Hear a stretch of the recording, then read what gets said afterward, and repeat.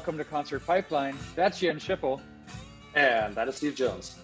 And Jens, it's been a couple of weeks since we've had a pod, and probably even longer since you've done the pod for sure. So you might be a little rusty. How are you feeling?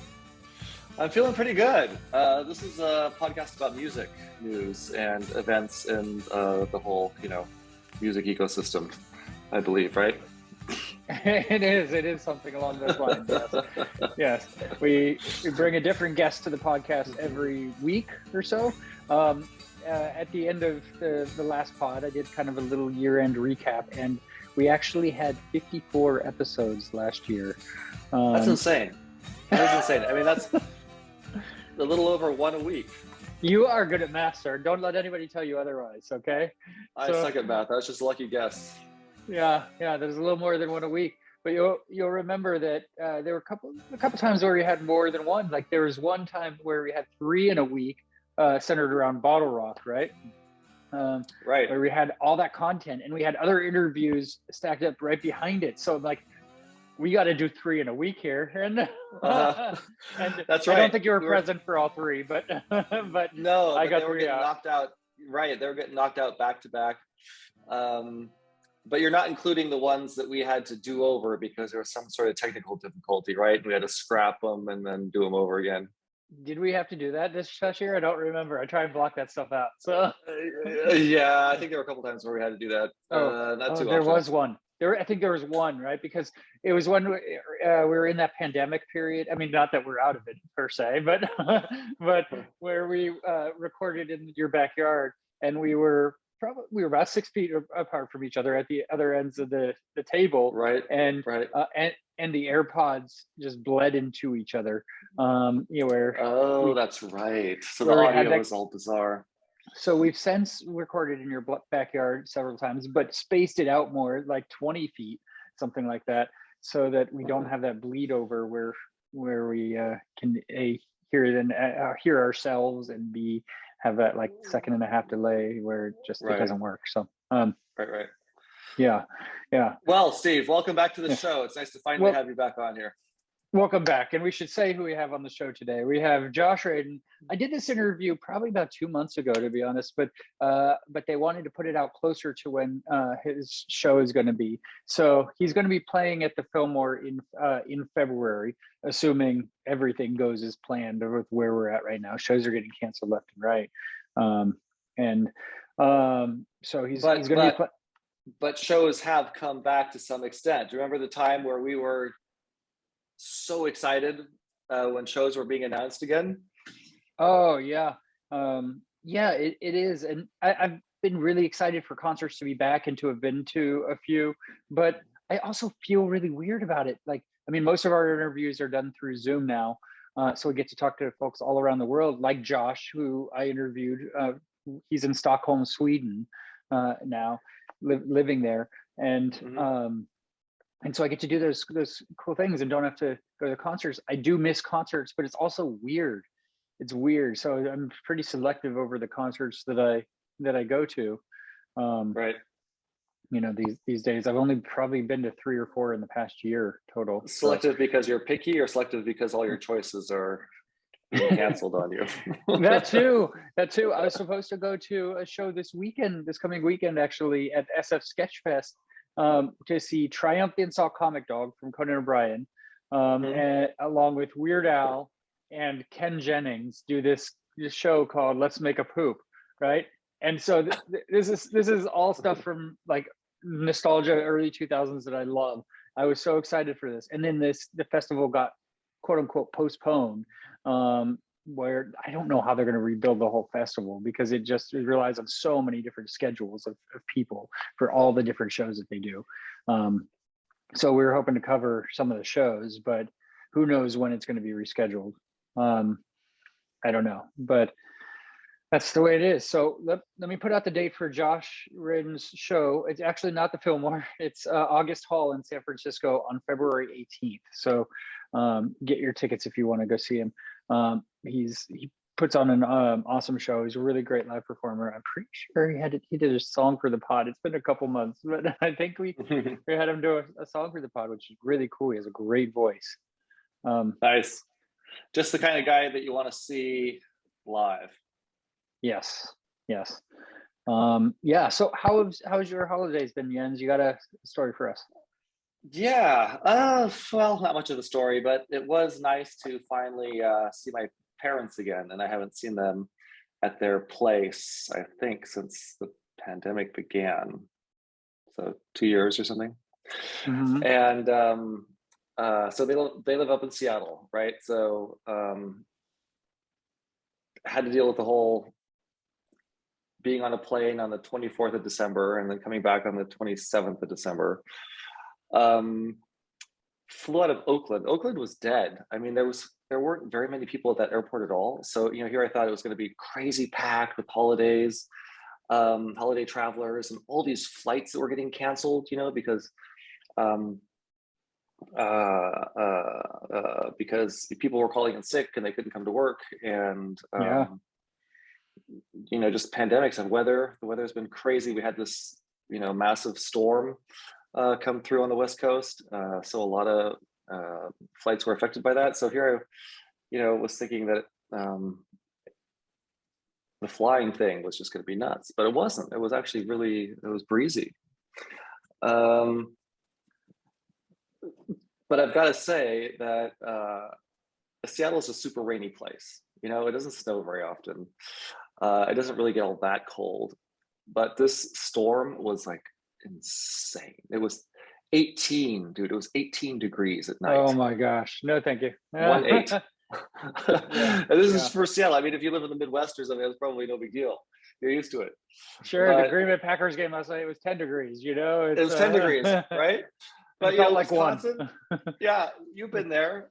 Mm-hmm. Wisconsin is flat, right? Yeah. There aren't like steep hills where your car is going to go sliding, and it's within a short couple of seconds it's going 50 miles an hour sideways. That doesn't happen there. Right. But in Seattle, we've got tons of hills that ice over overnight. It's crazy. So here I am, walking the dog, because we brought our little dog over to Seattle. He's never experienced any kind of cold even similar to that.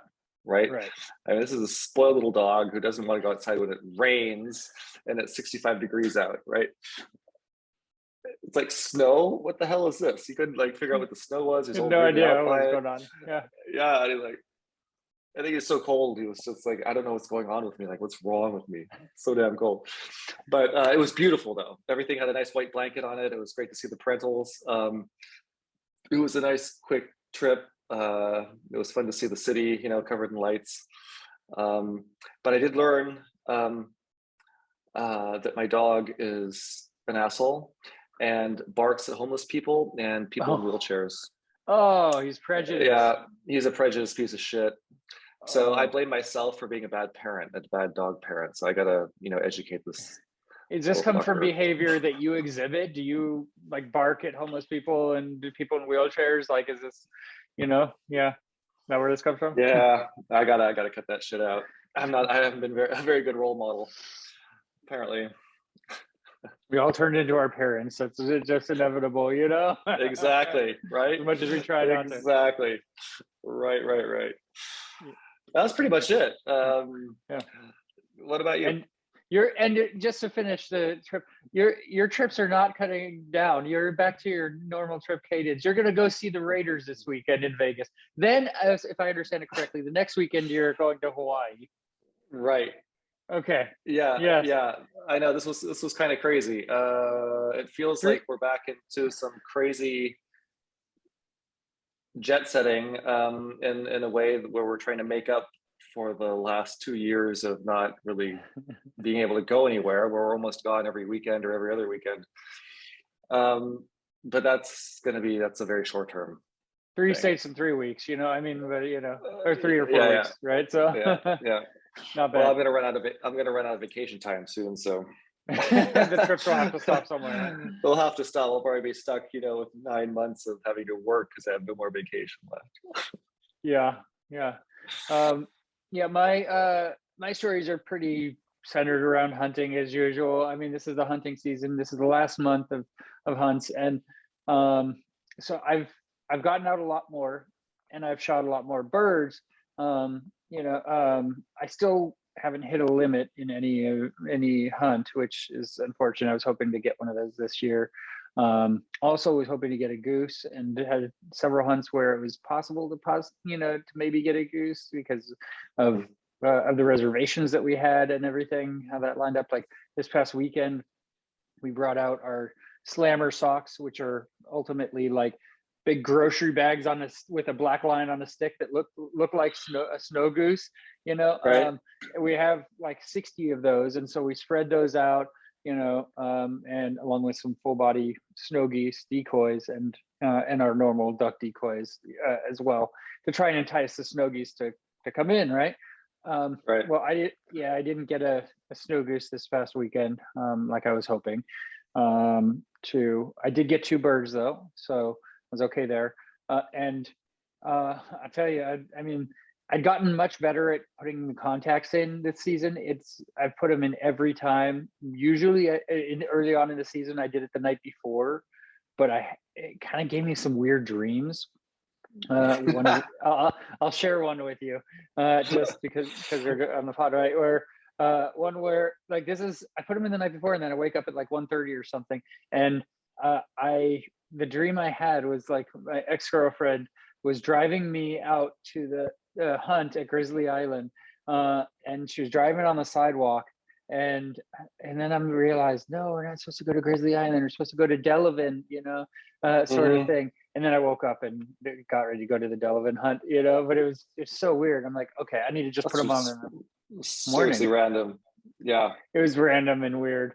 And so I the next time I put them on in the morning, did fine. But I also sometimes do a Peloton at 1:30 in the morning before I go hunting because I'm insane. And well, you gotta get the energy flowing before you hop in the car, I guess. I mean, it's not like you bring the Peloton to the site, right? Right. And so this past Saturday, I woke up at 1:30 to leave by like 2:05 or so, and was like, okay, I'm gonna put my contacts in and then do a short Peloton ride, right? And then I couldn't get the contacts in. I tried for like 35 minutes, and I couldn't. My eyelid was just so like they were just baggy, and like I couldn't get them open enough, So, maybe you were just so tired and exhausted. Your body was telling you something, like your eyes are not supposed to be open right like now. I'm not supposed to be awake. Don't force it. Right. 1:30 on New Year's Day. That's not what's exactly. Yeah. So, or maybe I need to do the Peloton first, so I'm really awake. And I don't know, but I barely got it in before I had to leave. But I was tripping a bit, it was crazy, but good hunts, and it's been a fun season to get out, and probably have maybe 3 or 4 more hunts left in me this season. So we'll see how it goes. And when does the season end? End of January. I think the 31st is the last day this year. So you've done a much better job this year, bringing the birds down in comparison to last year. Yeah, and I think part of that is the birds had a better show up. They showed up. I've got good reservations. The contacts have been big reservations. The contacts have been huge. My shooting is getting better. I mean, I've had about 24 birds or so far this season, maybe 25, and 14 hunts so far this season. So again, not a crazy amount on average, but in a couple of those, I got skunked. Didn't get any birds, so that all affected. But I'm continuing trying to get better and enjoy getting out. It's been a good season. So, well, you were talking about snow geese earlier, right? Yes. Are they also from Canada? No, they're Canada geese. Those are different than snow geese. So the snow geese, they don't fly to Canada? I'm not sure of their path. I think they fly south. I don't know enough about their flight path. I should know. I think most of the birds fly south for the winter. For the winter, right? Yeah. But then in the summer, maybe they circle back, hang out in Seattle or something. I should know. Across the border. Don't ask me about their flight path right now. This is not okay. Because I sound like a total dumbass. I'm like, what am I doing? I should absolutely be able to answer these questions. I'm expecting you to know some basics. All right, like at what altitude do snow geese fly? This is basic. You're right. Yeah. That's absolutely basic. Yes. Well, good topic, Jens. I think we should bring in our guest. Let's do it. Again, this is Josh Radin. Had a really great chat with him. Enjoyed our conversation from his home in Stockholm, Sweden. Let's bring him on in. Okay, what's up, Steve? Hey, Joshua, how are you doing today? I'm great, thanks. How are you? Good. Are you in Stockholm, Sweden right now? Yeah. Okay. Yeah. And you're in San Francisco? I'm in Napa, close enough. Yeah. Ooh, even better. Even better. Well, yeah. I'm drinking a little red wine for you. Oh man, I wish I'd known, because I would have. It's a little early on the West Coast, but I'll have a sip of water to cheers to that. It's like, so. What is it, like 10 a.m. there or something? It's 10 a.m. What time is it in Sweden right now? It's probably pretty late. 6 p.m. 6 p.m. Okay, not too shabby. Well, I see you have the guitar. I know you're down to play a song. Do you want to start with that? Where do you want to do that? And totally up to you. Okay. Well, let's just chat for a while, or okay. We can roll with it. So cool. Excellent. How long have you been in Sweden? A couple months. Yeah. So basically, you live in there now? Since they opened up to Americans. I can't remember exactly when that was. Actually, technically, right now they're not open to Americans, but they were before when I came here. So I'm afraid to leave. I don't know if I can get back in. Yeah. It's one way and no way out, right? Are things pretty tense there still? No, there's no pandemic whatsoever here. That's why I'm hanging out here. That's awesome. That's awesome. So it's like Australia sort of thing. They've got it figured out, and they're like, okay, we're allowing our community in, and not everybody else. I mean, I think Sweden's the one place in the world they kind of they had a little lockdown a while ago, but basically from the beginning they were like the one country who was like, nah, we'll have some restrictions, but we're not gonna. They didn't really do anything. There was kind of, everyone here is talking about it like, they're like, wait, what pandemic? What, like, it's totally bizarre. Yeah. So that's got to be pretty comforting. But the minute I got vaccinated, I was like, I want to be in Sweden where there are no restrictions and it's just normal. And so that's why I'm here. I've been coming here for many, many years. It's sort of like a second home. So when the pandemic struck at first, I was like, oh, I want to be in Sweden so badly. It's just, I see all my friends at restaurants and, bars, and I was so envious. So anyway, now it's just kind of like a dream being here, even though it's cold. Yeah. Where were you when the pandemic hit? I live in Los Angeles, and so I was basically in my house alone forever. Yeah. I mean, Los Angeles was just a horrible place to be. Yeah, and you did a lot of writing during that period as well, right? And you found a process to be able to record new music and everything in a way that you hadn't before. Yeah, very, very. If you had told me before the pandemic started that I was going to write an entire album sitting in my house by myself and record an album,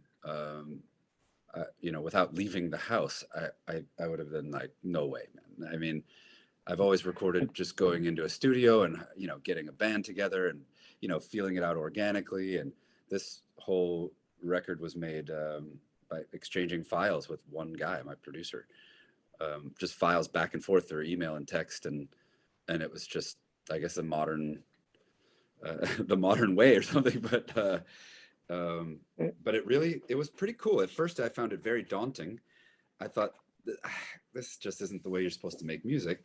And then I started to really enjoy it. Actually, I really acclimated quickly. Yeah, not to mention, I think a lot of people acclimated to all sorts of things that we were just forced to acclimate to. Yeah, you have to adjust, right? I mean, you have no choice. I mean, or just deny its existence, and that's an option too, I guess. Well, I'm sure I know part of our country denied it. Yeah, it's true. But also something you probably hadn't planned for, a Zoom tour, right? Like, what is that? Crazy. Yeah, I mean, I'm the least technologically advanced person in the world. Yeah. I'm sitting in my friend Magnus's little studio here on this laptop, and I'm like, I had to tell. Like when I do these things, I have my laptop usually back at my apartment here that I'm renting, and everything's set up for me. Like I just have to turn it on. I don't even use my laptop unless it's for one of these things. Like That's I don't all even it is.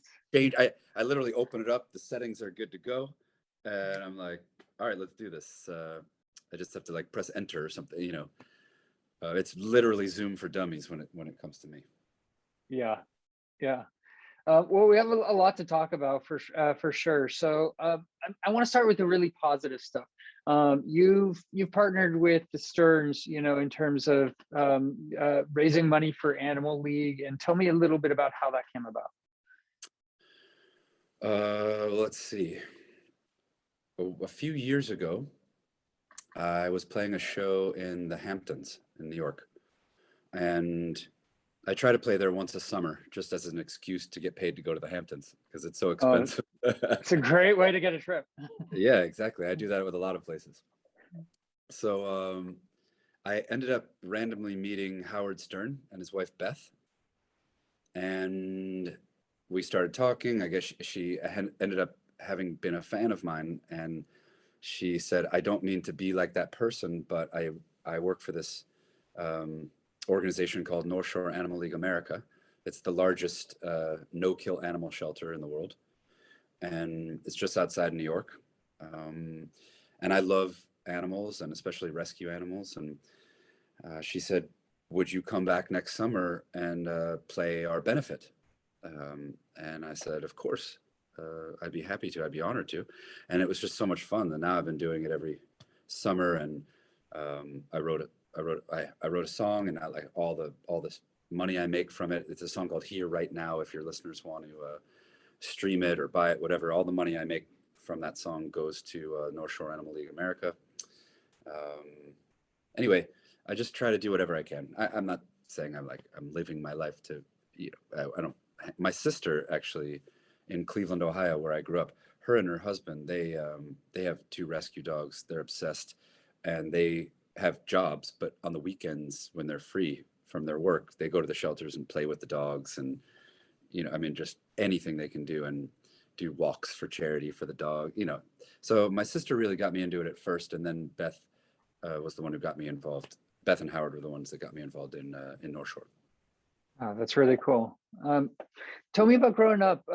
As we talk about that, like, what music was on in your household when you were a kid? What were you into?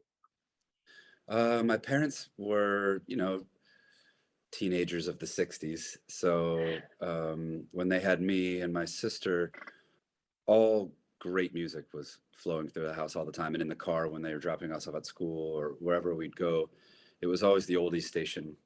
You know, it would always be the Beatles, you know, the Stones, Neil Young, Joni Mitchell, Carole King, James Taylor, Cat Stevens, Paul Simon, you know, and then certain days there would be a lot of Motown. So I grew up on all that stuff from like singer-songwriter and rock from the 60s and 70s, but also a lot of like Otis Redding and Wilson Pickett and Aretha and Sam Cooke and you know, all that soul and the Stax records, and that was the stuff we listened to, and it's still the stuff I listen to. Like when I'm at home, I have my dad's old record collection, and I just listen to vinyl at home because again, I'm really and as people say, an analog person in a digital world. Mm-hmm. Like I have an acoustic guitar. This is what I write songs on. Sometimes I just play shows. I bring nothing but a cord to plug it in so people can hear it through a mic, and that's it. And I just talk and play my songs, and I try to keep it as simple as humanly possible, because otherwise I get freaked out in my head when it comes to any technology. I wish I was better at it, but it's not a bad thing. I'll tell you. Really, you know, it just scares me. I'm so bad at it, and it just scares me. Yeah. If I didn't have to have social media for work. Yeah. Like if the record company said they wouldn't mind if I deleted Instagram and Facebook and, you know, Twitter, all those things, I would do it in a heartbeat. Yeah. Like especially after watching that documentary Social Dilemma during the pandemic, that really freaked me out. And I was like, I called my manager. I said, I think I got to delete all these things. And she's like, well, then how are people going to know when you have a show? Yeah. I mean, honestly, that's the only reason I use it too, really. I don't post pictures of my kids or anything along those lines. I just use it for the program. And so it's like, it's kind of needed to get the word out about stuff like that. But yeah, I don't post a lot of personal stuff on there or anything. So I'm thinking about maybe just having someone else run the social media for me and just posting like when a song comes out or when there's a show. But then they also, the powers that be, you know, the label and the management and agents, that, you know, they they also make a good point, because they're like, well, you're follow the people who follow you along.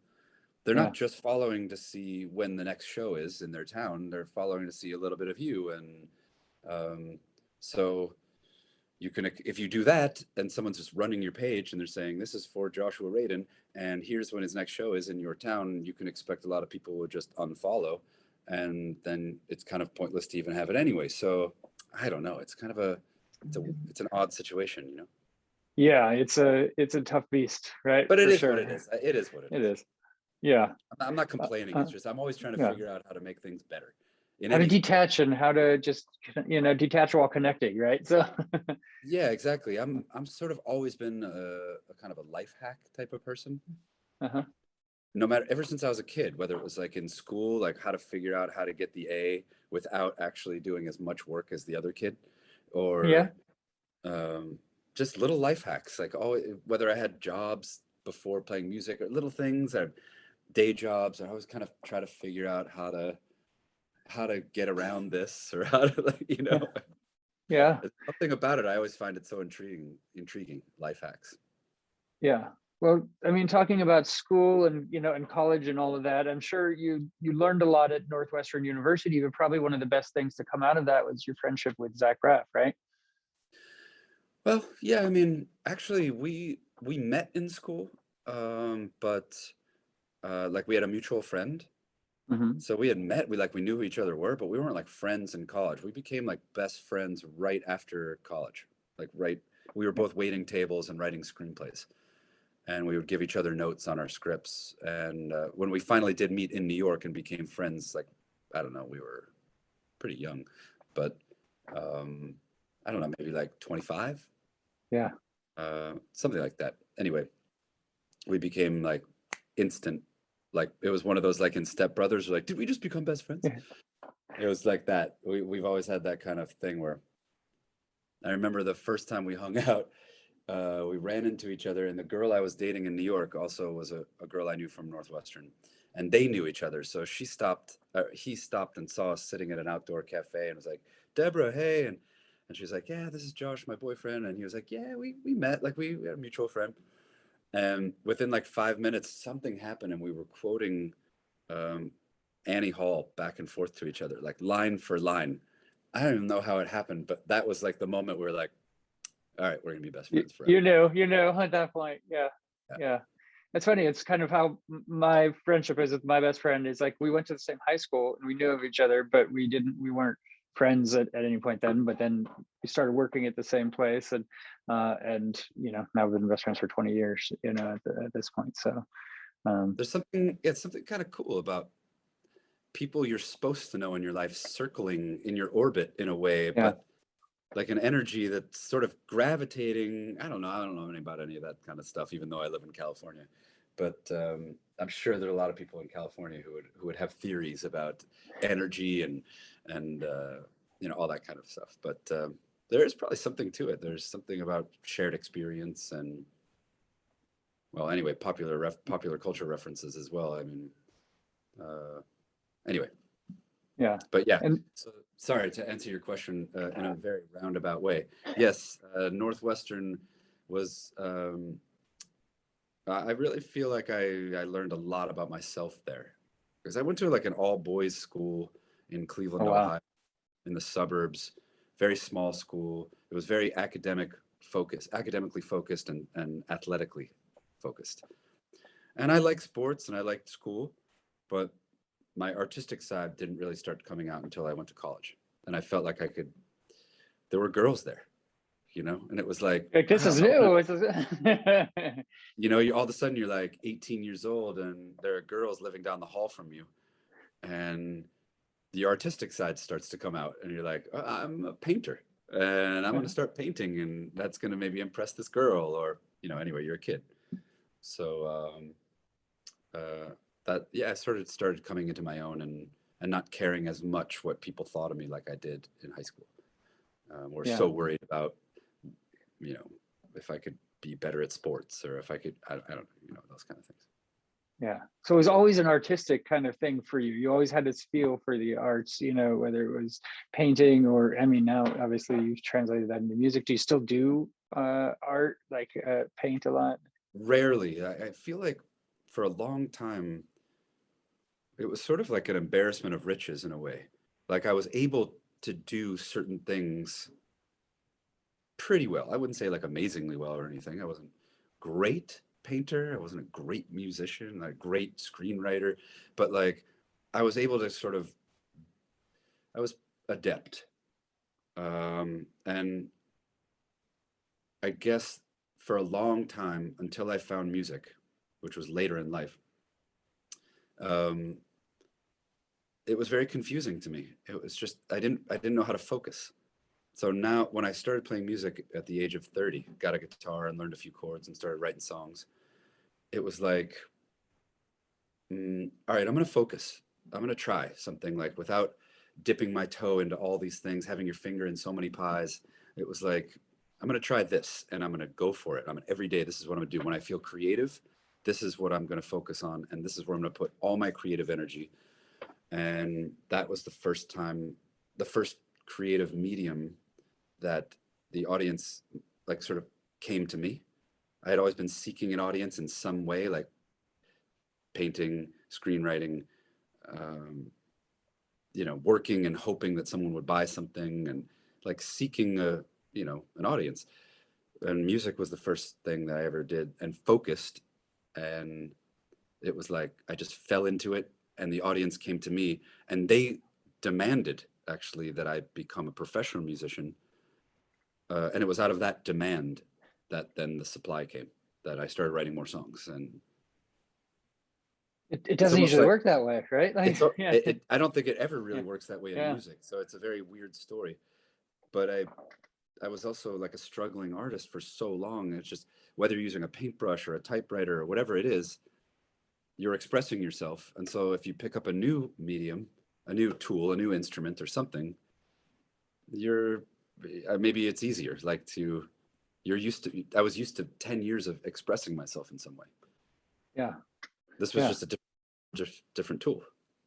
And so where did you find your voice, really? Because I know, your voice, obviously, we talk about the simplicity of your music and like not having it be overly technical. You got your guitar, but your voice is powerful and critical to what you do. And also, I know for you, there was a nervousness at the beginning as well, even with your best friend, where you had him turn around, to play that song. Exactly. Like, where did that come from for you, and where did the comfort come in? I always loved to sing in private, like in the shower, in the car, but I was always embarrassed. Well, with painting and screenwriting, the things I did before, I always wanted to be creative, and express myself. I felt like I had something to say, but I never wanted to be on stage. I never wanted spotlight. I was more shy. And so I never really thought about, I want to be in a band, or I want to be a singer, or the thought of getting on stage and having the spotlight. Even when I'm social with my friends, like I'm usually the one kind of hanging out and throwing in a line here and there, but I'm not the person. Like Zach's the one who's constantly on, like funny, and the actor who's like, they need attention probably since birth. That's who they are. Actors, they're comedians. They need the applause. Like, I'm not comfortable with that ever still. When I get applause, it's sort of like, I still think like, I must have fooled these people. I definitely suffer from imposter syndrome. So I don't know, like it took probably about a year or two of just being on the road and playing in different cities every night to just get my stage legs. Yeah. Feel more. I still get nervous before going on stage, but then usually within the first song, once I'm singing like the first song, I'm good. Yeah. Are you comfortable in front of cameras? Like, I mean, Ellen's been a big I hate having my proponent for you. picture taken. No, yeah. It's one of the only things I fight with my manager. She's always like, we need new photos. And I'm like, I just use that old one. I don't care. Yeah. I You're hate pretty, when photographers like, yeah, we're going to do this. I just hate it. I like being behind the scenes creatively. you just want to make your music and just do your thing, you know, and don't have to Yeah, do but all the other stuff attached to it, right? Yeah. it's always concessions. I feel very lucky that I get to do something I love. I don't have a boss. I don't have I don't have to show up for anything unless I want to. I'm the luckiest person ever. So I'm not complaining. It's just sometimes you get no job in the world is absolutely perfect. No. No, but at least you get to do what you enjoy, right? So that's So that's the important. best you can hope for, I think, in life. Yeah. So something that I thought was really interesting that I've you know, read about you. I mean, you write an album to figure things out, you know. So you go in like with like this therapeutic like process as you're writing an album to kind of dig into your stuff yourself, right? Yeah, it's completely catharsis for me. Yeah. I like every time I don't write for a while. I'm not like the person who's writing every day. I'm like one of those musicians, writers. I sometimes go through very long periods where I don't write anything. I'm just sort of living and gathering information and experiences and reading books and going to museums and writing little things down and then when I feel like I've got enough, I don't know, material in a way. I wouldn't say material. I don't know what the word is, but when I filled up the well, Yeah. then kind of just sitting around and I'm like, what do I really want to know about myself that I haven't figured out yet? Or what do I want to improve, you know, within myself? And usually I'll write an album trying to figure out that question, the answer to that question. In this, like my last album was called Here Right Now. Yeah. That was an album that I set about to figure out how I could figure out how to be more present in my life. I mean, it's such a cliche and everyone's always like, be in the moment, be present. But I mean, if you look at any self-help book, you can go to a bookstore and the section of self-help books, like if you distill every book down, it's basically like two things. It's don't sweat the small stuff and be in the moment. Like, it's just, they're all telling you different ways to do that, you know, so I just thought to myself, how do I do that without reading all these self-help books? I don't read those. Like, I like to read literature. So I set about trying to figure out how to do that. And so I'd write songs about it. And I felt like after I was done writing the album, I got a lot better at it. You know, I learned so much more, like looking within. And with this album, The Ghost on the Wall, I thought I was alone in my house in the pandemic, and I'm getting on in years. I'm not like a 22-year-old anymore. And I'm thinking to myself, I'm alone. I've never been married. I never had kids, but I do want that in my life at some point. I've wanted it in the past. I just haven't found the right woman to settle down with. And I'm thinking to myself, like, you know, when you're not on tour and you're not having fun all the time and, you know, you're really just like, okay, your perfect life has been taken away from you by the pandemic. This is really lonely. And I was so envious of all my friends for the first time who had wives and kids. And I never had been envious of that before. But during a pandemic, I was just like, wow, this is lonely. They seem like they're just watching movies and making dinners with their kids. And that seems like great. Yeah. And I started thinking to myself, why hasn't that happened for me yet? And then I started thinking about ghosts in my life, people who had become ghosts, people who I had not ghosted, as the way the kids call it, you know, like not texted back, but in that way, like that I had left or people had left me and become ghosts. And I started thinking about it like a chicken or the egg kind of question. Which came first? Was I was I always putting up walls around myself since I was a little kid, and that's why people in my life became ghosts, or I became a ghost to them? Or was it that too many people became ghosts for me, and that's why I started like fortifying the wall and not letting people in? Because I have a terrible fear of intimacy my whole life, like letting people in, really letting them know me. And like my mom's a therapist, and she told me that when I was like 6 years old. She was like, "You have a terrible fear of intimacy," and Hearing that from your mom, I'm sure is it always stuck with me. Yeah. And so that's what I said about trying to figure out writing this album. It was like, which came first, the ghosts or the walls? Yeah. Where did you land? I mean, I'm getting closer to figuring it out, but I don't think it's one of those things. It's like the other record, the here right now. I don't think I'm ever going to be like Buddha, where I'm like, Right. I'm just in the moment, I'm Zen all the time. I'm better at it for sure. But with this question of which came first, the ghosts or the walls, like I feel like I'm getting there, but I think it's a lifelong question. Yeah. But these questions that I ask myself, when I write a record, it's not, I don't expect to find an answer. I expect to find like a way, like find the right path toward an answer. You know what I mean? Sure. I don't expect to like just figure it all out and solve that problem, on to the next, you know? I think anytime you're an artist or a creative person, if you figure anything out fully, I mean, that's kind of death for creativity. Yeah. It's so taking yourself to this, you know, vulnerable place yourself, and, you know, in terms of your music, like, you know, is there any hesitancy to release that, you know, because of, you know, what the public will think or anything along those lines? Like, are you comfortable putting yourself out there like that? I'm comfortable putting myself out there when it's in song. Yeah. You know, there are levels to my walls, like everybody has, but my walls are just very fortified. So I can immediately let someone in a certain way, like an onion, peel it. But after a certain point, sometimes I think no one's really gotten past a certain point. Like even like the 3 long relationships I've had with 3 different women in my life. If I look back on it now, I would say like, I don't know if any of them really, really know me.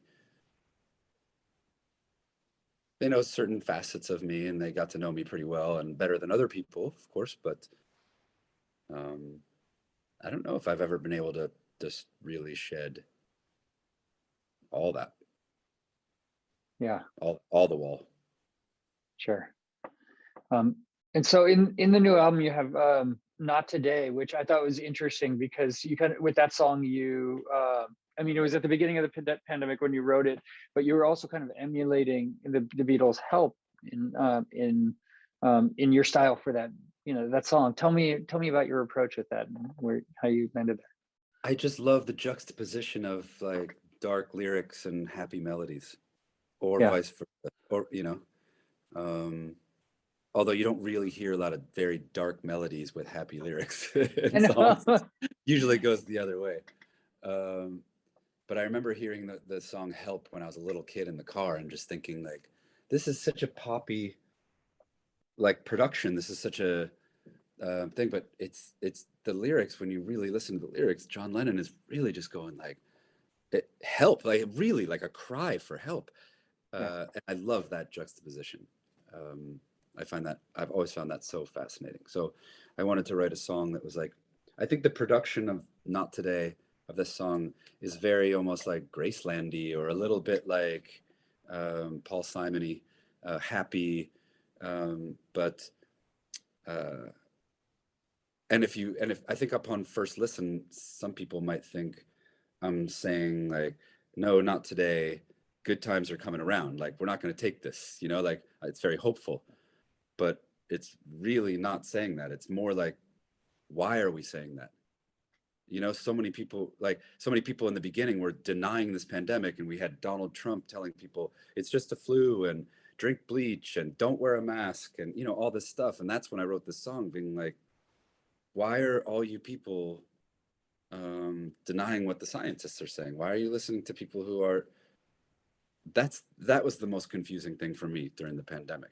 I was like, why are all these people think because they have a Facebook page that they're doctors? I don't get it. Where does that mentality come from? Like that. Yeah. I mean, and especially because there's a certain part of our country that hate intellectuals, hate smart people, hate people that are educated.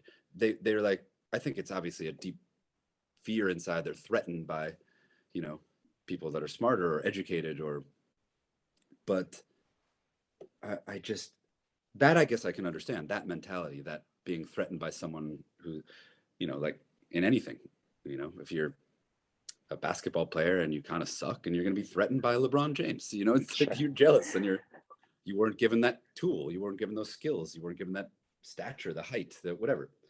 But I just like the audacity, the watching numbers of people die and denying it, and it's like I couldn't figure out where this mentality comes from, where this like hubris, how people could sit back and go like, well, my Facebook page says, you know, it's all bullshit.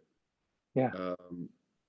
And you're like, but what about all the scientists, all the people that study this, all the doctors? Like, it's like you would just want to grab someone, but you can't because there's social distancing and you can't. Grab you them from literally 6 just feet want away. to grab someone by the shoulders and be like, why do you think you are a doctor?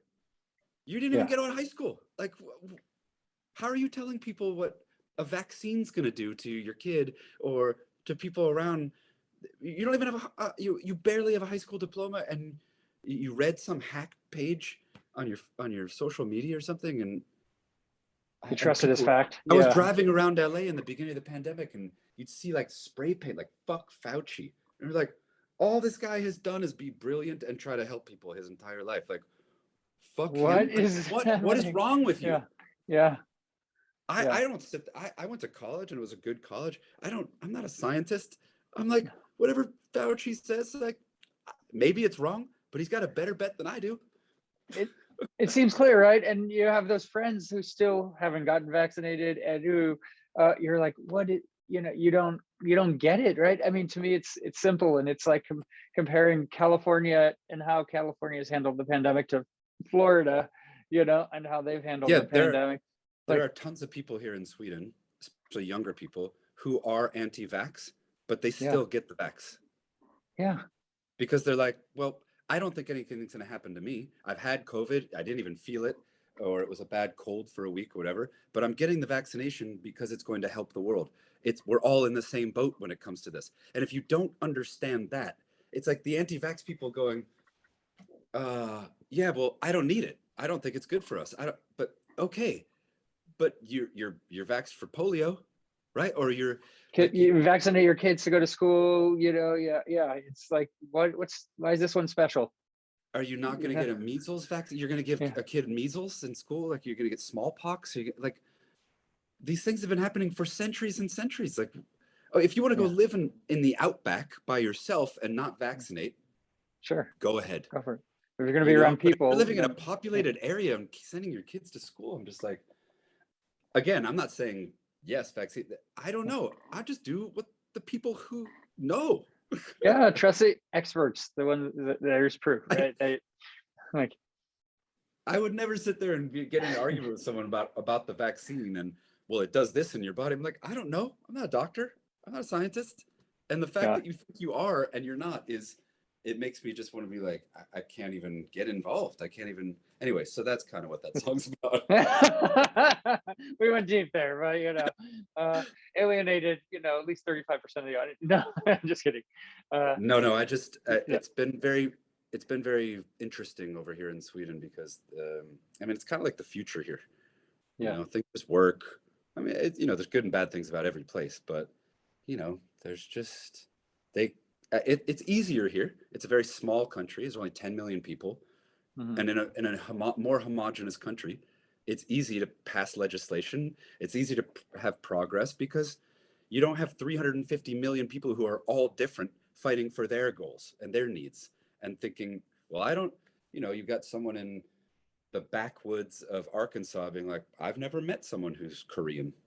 You know, why should I have a, you know, why should I vote or pay taxes to help someone who's, it's a melting pot society. So of course it takes us a long time to get progress. So it's fascinating being over here and we're just like, wow, you guys could pass that bill and you can get that progress and you can so quickly.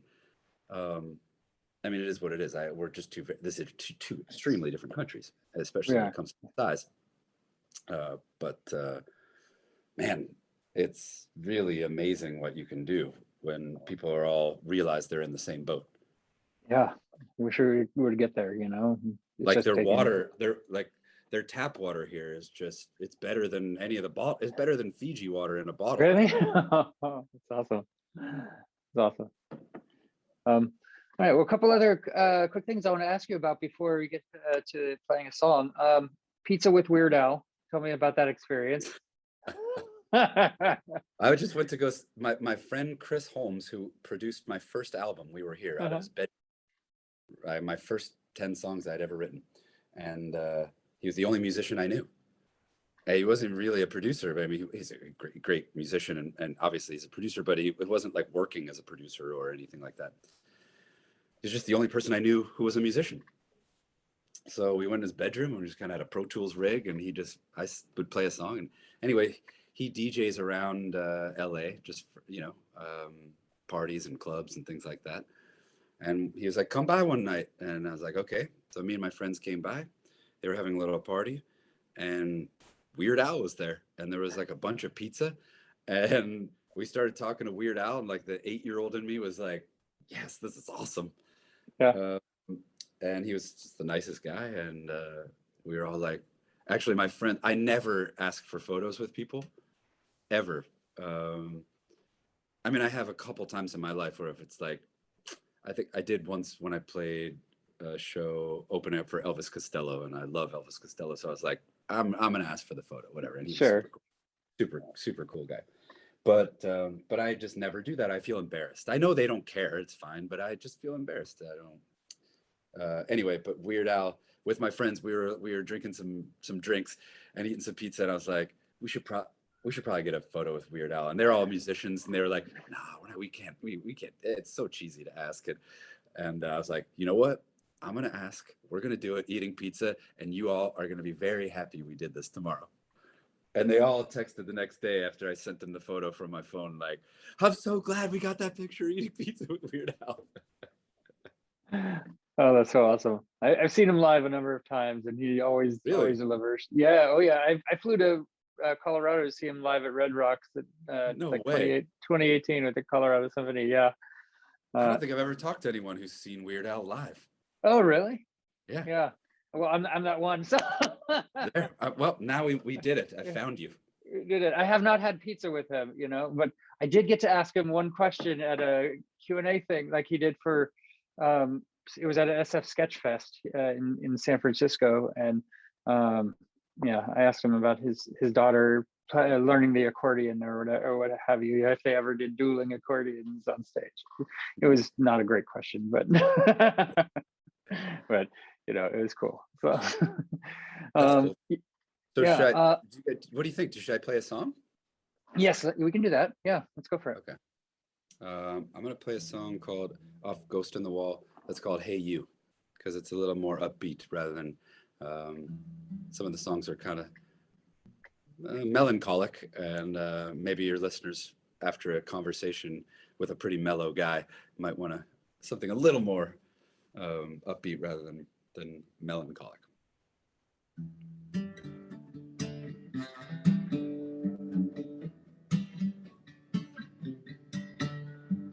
Hey, you, where are you going? 'Cause I need a ride way out of here. Another bridge, one more fire. Only a week, but it seemed like a year. I know I'll never come back. Follow the sun as it's heading west. Hide away from the rest of the world. Just go. Come Come on faster, don't ask why. You know it's hard to run from the hurt inside. Hey, you, come away with me. I've got room for your baggage too. Another day when there's only tomorrow. Tomorrow's a night I'll be spending with you. You know I'll never come back. Follow the sun as it sets west. Hide away from the rest of the world. Just go. Come on faster, don't ask why. You know it's hard to run from the hurt inside. Sometimes we run just to stay alive. Ooh.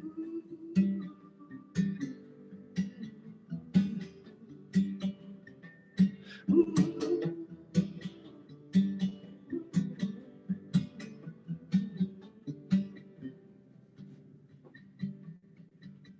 Just go.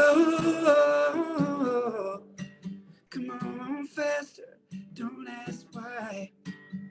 You know it's hard to run from the hurt inside. Sometimes we run just to stay alive.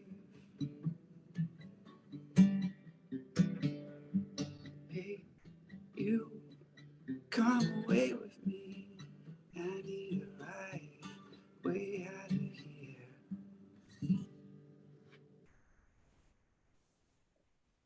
Awesome. I love it. It's Tack så mycket. Say it again. Tack så mycket. That means thank you so much in Swedish. Oh gosh, I wish I knew that. I would have been able to play that off so cool, but I dig it. I dig it. Oh my gosh. So two more questions before we wrap. You're here in Napa in 2018. Tell me about that experience. I mean, playing Napa is like one of those places like playing in the Hamptons. You go, it's not a huge town, obviously, but it's so beautiful. I love wine. The restaurants are incredible. And it's just an amazing experience to be able to have a free trip to Napa when you're playing a show. Was it live in the Vineyard? I did that years ago. Okay. This 2018, I played, I think, 3 nights at the Blue Note. Is that what it's called? Oh, yeah. Okay. I've also played the Uptown Theater. Uptown, yeah. Down a couple times, and that's always fun because I don't know, is Grace's Table still across the street?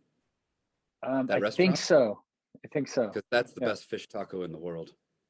Well, now I need to go. I'm just like in my backyard and I don't even know. What am I doing? You know?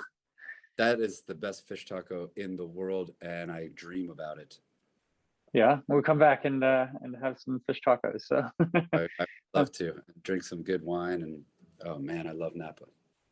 Yeah, especially the last time I was there, it was in 2018. It was during the fall, and all the vineyards, all the leaves had changed colors, which I had never been in wine country in autumn. I didn't know that the vineyard leaves actually change colors to the oranges and the reds and the yellows. I mean, it was so, I'd only been in vineyards before when it was all green. It was stunning. Yeah. Couldn't believe how beautiful. Here, I'll give you a view of some green vineyard right now. I guess it's starting to change now, you know. So yeah. Oh, that is so nice. Oh, what a dream. Yeah, it's no complaints, I'll tell you that. So just watching the wine be made right outside your window. That's amazing. Exactly. And then when you're here in the Bay Area next year, you're going to be playing at the Fillmore, right? Actually, I don't know where I'm playing. Oh. It's so far away. I'm like, it's a ways away. Have you played the Fillmore before, though? A bunch of times. And tell me about what your thoughts are. I mean, that's my favorite venue. I mean, so I always love talking. It's the best, man. It's the best. But the history of the place, it sounds great. I remember buying so many CDs in college that were like that band or that artist live at the Fillmore. It's like, it's rock church. And they're really cool. They have the best T-shirts. Their merch shirts that say the Fillmore are the softest T-shirts in the world. And when you sell the Fillmore out, they give you a T-shirt. Oh, that's awesome! I didn't realize that. So I've got a few Fillmore T-shirts, and I've given some away, and everyone I've ever given one to is like, this is the softest T-shirt I've ever owned. It's the greatest. Oh. And they do the Fillmore posters when you sell out a show. Yeah, that's true. They did a couple posters for me once at different shows, and they're really cool. The artists they use are amazing. Yeah, super cool. Well, Josh, I want to thank you for taking the time. I really appreciate it. My pleasure. Digging the new music, and thank you for playing a song as well as, Absolutely, my pleasure. Yeah, and I hope to see you when you come out at the Fillmore. I think it's the Fillmore. We'll say it's a Fillmore. I'm not sure where it is, but we'll see. Yeah, sounds good. All right. People can find the venues and dates and all that on my website, which is just joshuaradin.com. Or social media. You're out there on social media too. Yeah, I try to like today I posted a couple Instagram stories of just like around Sweden because some beautiful things like autumn, the leaves are all changing, and it's so beautiful here. Yeah, awesome. Cold, Joshua, cold but lovely. Yes. Stay safe. And you too, buddy. Yeah, hopefully next year things are completely different, right? At least here in the United States, things are great in Sweden. But oh, let's hope. Let's hope the world gets back to normal sooner than later. Yeah. All right. Have a great evening. Okay. Thanks, Joshua. Go nuts. Go nuts. Thanks. That was the interview with Josh Radin here on Concert Pipeline. And Jens, that takes us to the final segment on the program. What is it? Well, Steve, in traditional fashion, it is time to discuss some music news, a segment where we talk about what's going on in the world of music today.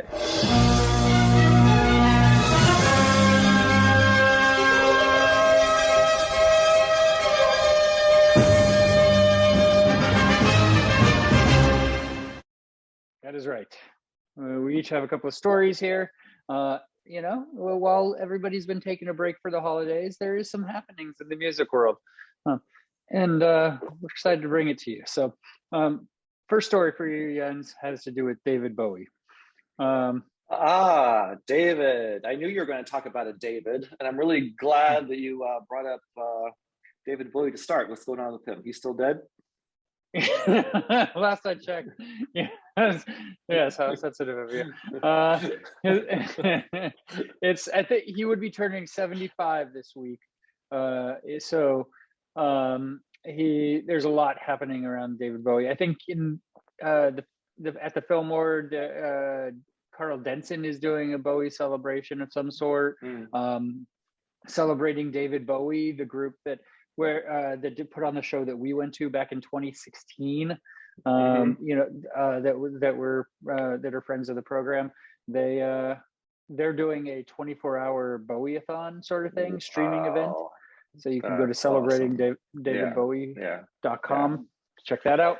But the story is about his estate selling his publishing catalog to Warner Chappell Music. Okay, I'm going to pause you. Right there before you continue the story. There's something I wanted to talk to you about. Okay. And I might have already talked to you about it and forgotten, but I don't think so. Maybe, but I don't think so. So I was listening to some special playlist on Apple Music related to David Bowie.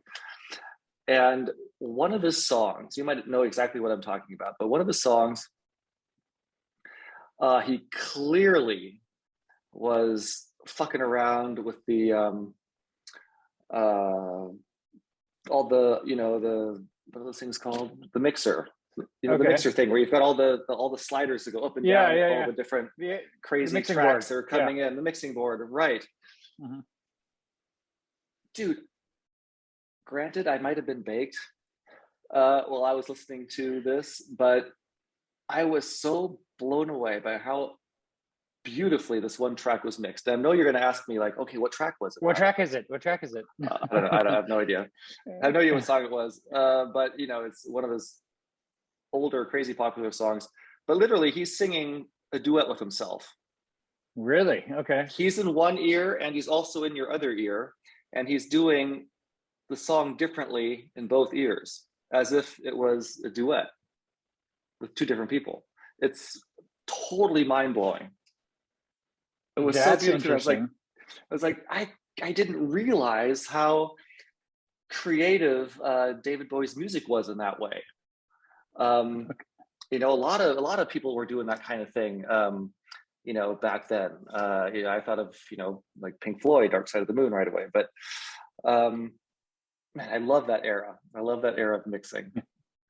Yeah, so that's interesting. Let me see. I'm trying to look it up here and see what I can find. Although what I'm finding is not playing, right? Let me see. Oh. Oh. Why isn't it playing?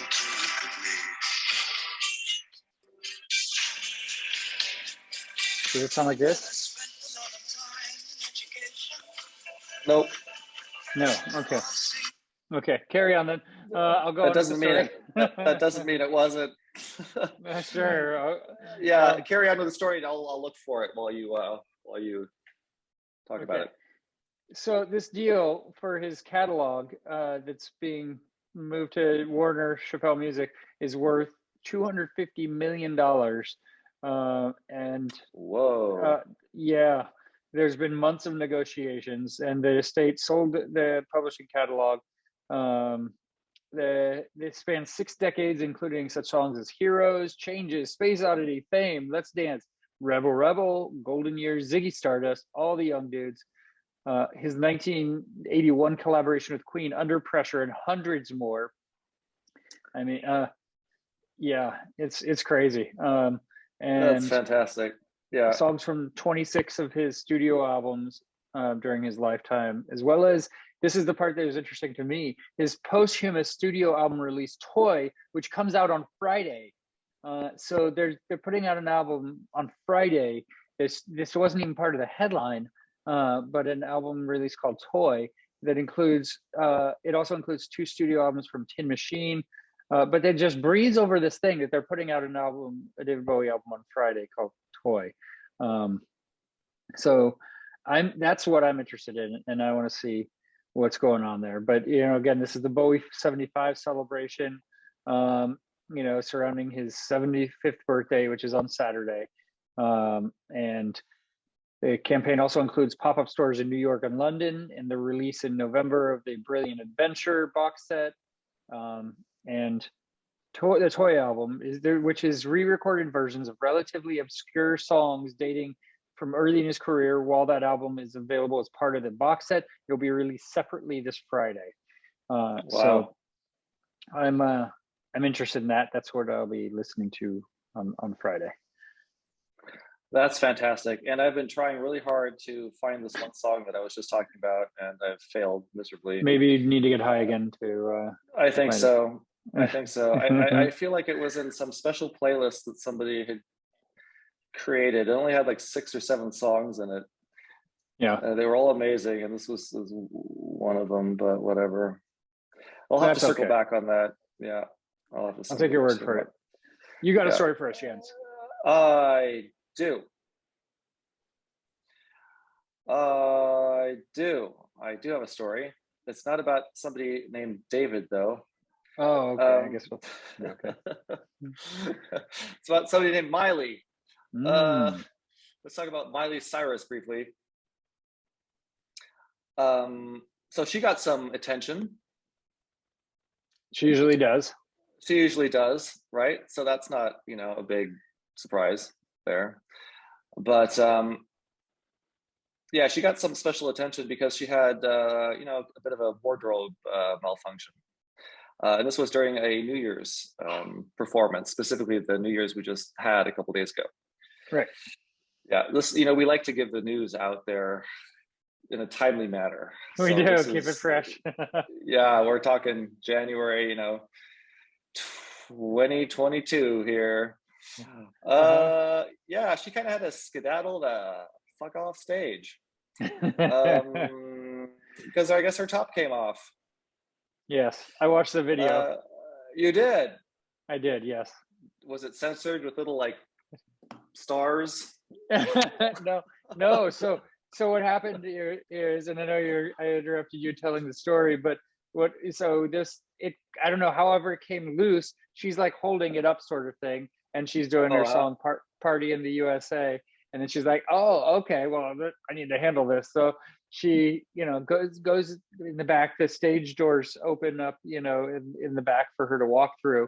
The band and, you know, backup singers are still singing, and she takes, you know, a slight break, but comes back with this red sports coat sort of thing, right? And nothing else on underneath, so you can see side boob sort of thing.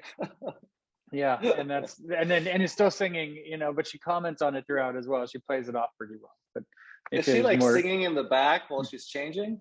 A little bit. Yeah.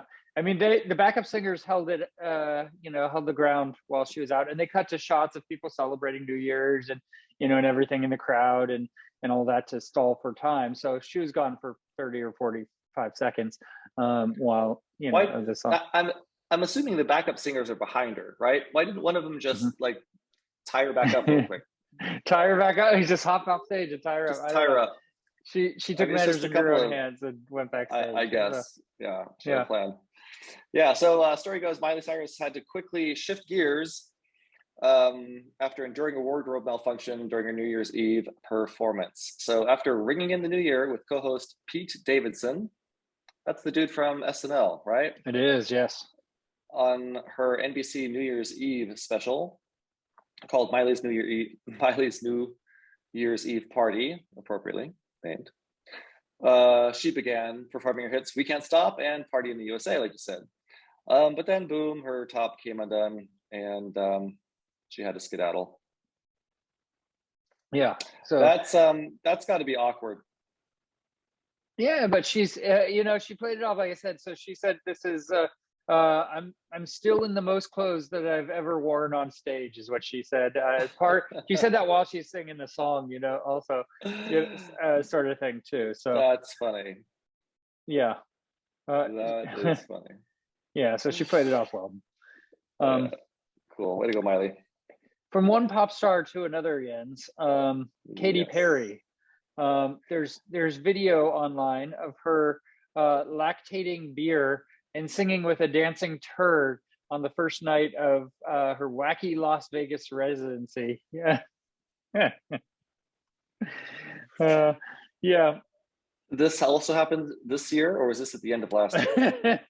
I don't know the date of this. Oh, December 29th was the first show. But this is a residency, right? So she's performing in Vegas until March 19th, 2022. She's doing this. So if you want to see this show, you're going to be in motherfucking Vegas, Jens, this weekend. I'm going to miss this show on purpose. No, you are going to go to this show. You're going to record video. You're going to take your phone. You're going to sit on it and record audio. I'm going to record shitty audio while, you know, the camera records my balls and my pants, because I'm like thinking I'm going to get some great audio if I sit on my microphone.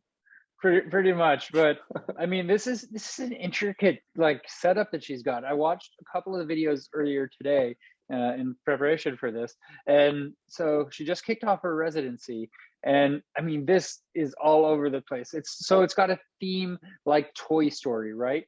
And there's a couple minute video to start it out, before she comes on stage, like it's an animated thing, like she's a toy in a box, and then there's a boy playing a claw game trying to get the toy and whatever, and then the video ends. The spoiler, by the way, if you're going to see this show, and I'm just spoiling this, but the video ends, and there's this giant motherfucking hand that comes down from the top that's holding her. She's being held by this giant motherfucking hand and being lowered onto the stage, sort of thing, where she performs. And the turd part, right, is like she's climbing up like things. She's this little toy in this big world. And so she's climbing up these big rolls of toilet paper to this toilet where there's this turd person, coming out of the toilet that's like watching her, like, like shake her ass and shit, and where do people get these ideas? I don't know, but this is big. But she says when you're on tour, you're in a different building every night, so you have to accumulate. You have to. Yeah, she did say accumulate to the size of the building. Yeah, that's what I was thinking the word should be, but it does say accumulate. So the size of the building. With this incredible 5,000 seater theater, you know exactly what is what. You're on the same stage every single time you play. So there's a lot of consistency, which allows you to do even more magic. So yeah, so you could check that out. Yeah, there's lots of different stuff. And I mean, she stopped mid-set to lactate beer and chug a pint next to a discarded COVID face mask. So if I go to this show next weekend, will I be able to see her lactating beer without the turd? I think the turd will be a part of it. The lactating beer will be a part of it. The giant fly-in will be. It's all going to be the same show, I think, no matter when you go to the thing. So it's all right. I'm going to skip that. I don't want to watch the show with any turds in it. Fair. All right. Yes. You have one more story for us, Jens. Yeah. Well, let's go from David to Dave. I've got a Dave Grohl story. Let's see what's going on. So he and Greg Kurtzen's Hanukkah sessions. Kirsten? Yeah. There's an S in there. Sorry, Greg. So their Hanukkah sessions have been added to streaming. Yes. You can listen to both sessions of the pair's Festival of Lights covers now. Like now. Right now. Now. So they are available on the digital platform. So do we know what those are? I mean, and probably anywhere you can stream music. I would say Apple Music, probably. Yeah, Spotify and Apple Music is right. Right. Okay. So so beginning back in 2020, the duo marked the Festival of Lights last year by covering songs by Beastie Boys, by Drake, by Mountain, by Peaches, even the awesome Bob Dylan, Elastica, the Knack, and the Velvet Underground. Then for season 2, they reworked tracks by Lisa Loeb. Sorry. Yeah, Ramones, Barry Manilow, Van Halen, Amy Winehouse, Billy Joel, The Clash, and Kiss. Gonna rock and roll all night, party every day. So both sessions were initially released on YouTube, but Grohl has now made all 16 covers available to stream. And we got to check it out, man. Have you checked this shit out? You've checked this shit out. Yeah, I mean, I'm a big fan, right? Like, right. And of these covers that he did too. Like, I mean, little plug here. You can check out all 8 of the covers that he did a year ago, like 2020, that he did for that Hanukkah. He performed all 8 of those songs live at Bottle Rock, and on Concert Pipeline's YouTube page, we have video of each of them. And so Dave Grohl, this is actually something pretty cool that you missed in a recent pod, I think, but Dave Grohl is pretty much responsible for most of our YouTube subscribers because they did these most recent Hanukkah sessions this past year again. They did it again with 8 new songs. Like, whatever YouTube algorithm would recommend the Concert Pipeline's videos to the Foo Fighters fans who are watching the Dave Grohl, Greg Kirsten new videos, right? It's like, hey, if you like this, you'll like Concert Pipeline's videos. And we got a ton of new subscribers and comments and everything. And we're getting a lot of traction on those videos not a year later, because they played them in May back in for Bottle Rock, but like 6 months later, we got a bunch of traction there. Right. So, you know what? Remind me again which sessions you recorded. You got some of the stuff, didn't you, during Bottle Rock? Yeah, him and Greg Kirsten did 8 songs, like, of Jewish artists. I mean, they started with Beastie Boys. I think they did Dylan that was that one year. Didn't they do Everybody Must Get Stoned, that song? Yes, that's right. That's the Rainy Day Woman. Yeah, so that's number 5 here in the list. Yeah, I remember Peaches. Peaches was a big one. I mean, that was, I think, one of the popular ones. that they did. Yeah, they did all late Drake, I think. So lots of covers that were really awesome. Check them all out live on Concert Pipeline's YouTube page. Sweet. And Jens, I'm gonna follow your Dave Grohl story with another Dave Grohl story, because we can't show enough appreciation for Dave Grohl. And by the way, on the Dave Grohl train, check out a recent podcast that we did also, where I had a chance to interview the first band that Dave Grohl ever saw live. And I'm stalling because first band he saw live or played with? No, that he ever saw live. This was like his first live concert that he's ever seen. His first live concert, yeah. He went to with I think it was his sister Tracy, that he went to. He took him to this concert, and so they put out their first album in 31 years, Naked Ray Gun, and so I had a chance to interview them, and that we talked about the support that they received from Dave Grohl. They got to open for Dave Grohl at Wrigley Stadium, nice. Also, which is, open for Foo Fighters, right? And really, it was really cool. And the lead singer actually texted me later, just sending me a picture of the first time he met Dave Grohl, back in like 2006 or 2000, around that time frame, 2005. Right. I love random shit like that. I mean, can you imagine?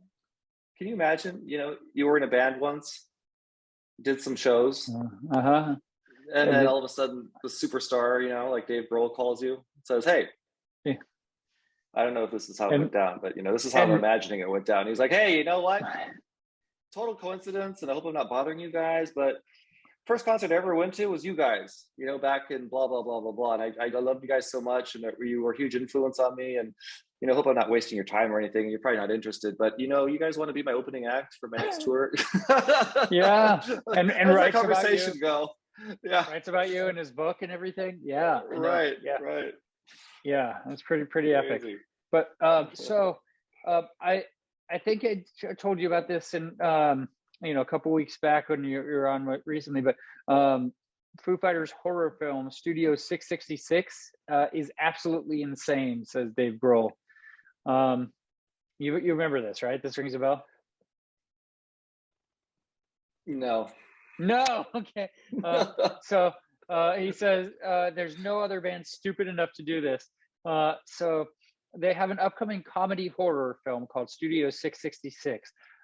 It's due for release it's this year, and the band shared a short clip of BJ McDonald, who directed the feature of his directed feature, and it's going to follow Foo Fighters as they move into a mansion in Encino, California, that's steeped in grisly rock and roll history to record a new album. Once they've arrived, though, Grohl finds himself grappling with supernatural forces that threaten both the completion of the album and the lives of the band.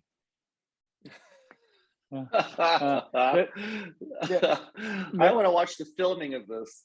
I know. The film is going to see the full band: Grohl, Taylor Hawkins, Nate Mendel, Pat Smear, Chris Shacklett, and Remy Jeffy, alongside Whitney Cummings, comedian, Leslie Grossman, and Jenna Ortega, and more. And Grohl recently discussed the making of the film and said it really, really will blow your mind. There's no other band stupid enough to do this. It's absolutely insane. A couple of scenes, they're so fucking epic, dude. Just when you think we couldn't come up with anything more ridiculous, it really, really will blow your mind. They're keeping the plot of the film firmly under wraps at the moment, but he said the singer went nuts and murdered his whole band over creative differences.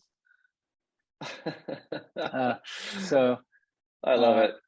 Yeah, so I think we're getting it soon. I don't know if they've given a date when it comes out yet, but it should be this year, I believe. So so pretty freaking cool. Yeah, wasn't he in a commercial recently? Yes, he was in some commercial where he's screaming to who's like for Sirius XM radio or something. Yeah, something like that. Yeah, he was in a commercial recently. Yeah, that's good. Pretty awesome. Jens, that's our show for today. Thank you all for tuning in. Thank you, Josh Radin, for taking the time as well. Let me tease who we have on the program next week. A musician named Dale Bozio. She I'm trying to think of where to start with for this, because she just put out a book. I'm going to be interviewing her next Monday, but she's the lead singer of a band called Missing Persons. But she also worked with Frank Zappa. She also worked with and had a relationship with Prince. She also was voted the Playboy Bunny of the Year for Boston in 1975. She also appeared nude in Hustler. So I started reading her book, and she's led an interesting life. So I'm interested. I'm looking forward to where this conversation sounds goes. like it. Yeah, sounds like it. Yes. Well, cool. So that'll be next week on the program. We're back in swing, folks. Had a couple weeks off, but we are gearing up for an exciting 2022 and bringing you lots of fun conversations. So thank you for tuning in. And Jens, for all of us here at Concert Pipeline, that's Jens Schippel. And that is Steve Jones. We'll catch you next time.